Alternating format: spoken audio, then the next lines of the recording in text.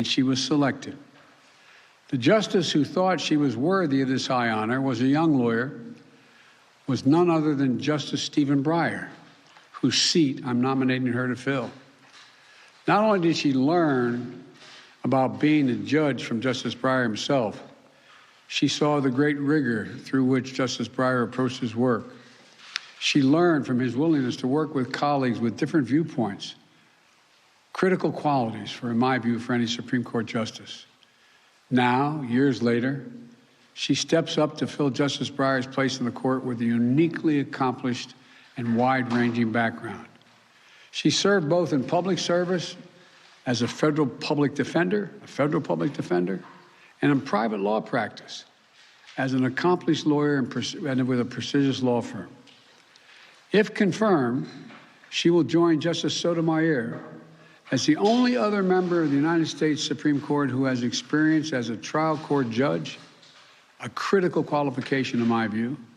And once again, following the footsteps of her mentor, Justice Breyer, she'd become the only member of the court who previously served as a member of the United States Sentencing Commission.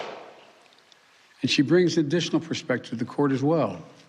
She comes from a family of law enforcement, with her brother and uncles having served as police officers. That's one reason I expect by the Fraternal Order of Police, the national organization today, said, and I quote, "There's little doubt she has the temperament, the intellect, and the legal experience and family background have earned disappointment." And they went on to say, they're confident she will, quote, "approach her future cases with an open mind and treat issues related to law enforcement fairly and justly." Incredibly, Judge Jackson has already been confirmed by the United States Senate 3 times. First, to serve on the U.S. Sentencing Commission, a bipartisan independent commission I helped design to reduce the unwarranted disparities in sentencing and promote transparency and fairness in the criminal justice system. On the commission, Judge Jackson was known for working with Democrats and Republicans to find common ground on critical issues. Second, she was confirmed by the United States Senate with bipartisan support on the federal district court to administer justice with the special rigors and fairness that come with presiding over trials. And third, she was confirmed with bipartisan Senate vote to serve on the U.S. Court of Appeals for the District of Columbia, considered the second most powerful court behind the Supreme Court itself. In the court, she once argued cases before as a distinguished advocate.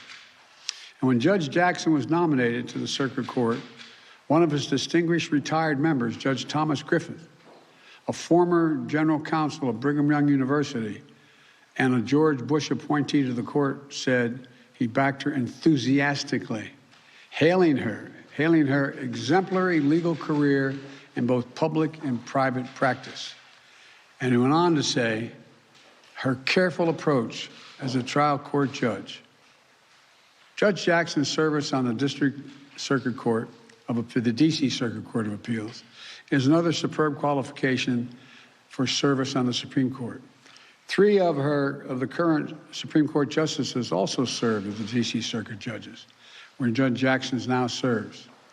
Her opinions are always carefully reasoned, tethered to precedent, and demonstrate respect for how the law impacts everyday people. It doesn't mean she puts her thumb on the scale of justice one way or the other, but she understands the broader impact of her decisions. Whether it's cases addressing the rights of workers or government service, she cares about making sure that our democracy works for the American people. She listens. She looks people in the eye, lawyers, defendants, victims, and families. And she strives to ensure that everyone understands why she made a decision, what the law is, and what it means to them. She strives to be fair, to get it right, to do justice. That's something all of us should remember, and it's something I've thought about throughout this process. As a matter of fact, I thought about it walking over here with her. 1 floor below, we have several displays celebrating Black History Month.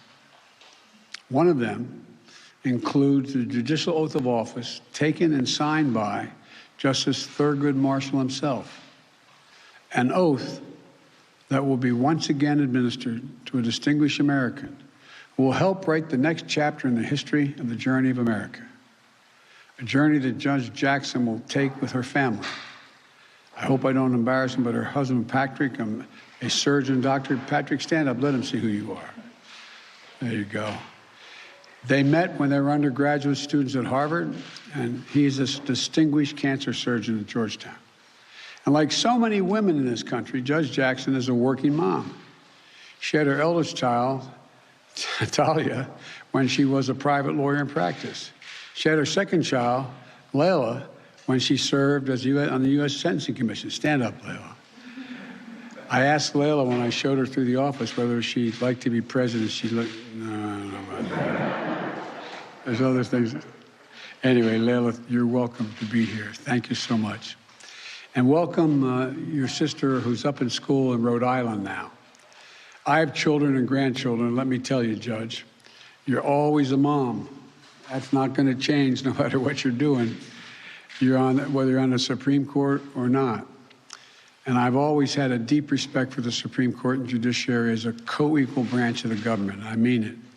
The court is equally as important as the presidency or the Congress. It's co-equal. So today, I'm pleased to nominate Judge Jackson, who will bring extraordinary qualifications, deep experience and intellect, and a rigorous judicial record to the court. Judge Jackson deserves to be confirmed as the next Justice of the Supreme Court. I've met with the chairman and ranking members of the Senate Judiciary Committee, Senator Dick Durbin, Senator Chuck Grassley, and my hope is that they will move promptly, and I know they'll move fairly. Judge Jackson, congratulations, and the podium is yours. Let me